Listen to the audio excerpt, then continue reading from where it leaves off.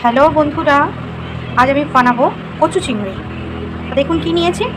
কচু শাক সেদ্ধ করা, সর্ষে পোস্ত বাটা, কাঁচামরিচ, হলুদ গুঁড়ো, লঙ্কা গুঁড়ো, জিরা গুঁড়ো, নুন, চিনি, গোটা জিরা, আদা কুচি, আদা গ্রেট করে নিয়েছি, রসুন কুচি, পেঁয়াজ, গরম মশলা, শুকনো লঙ্কা, তেজপাতা, ছাই গরম মশলা আর চিংড়ি।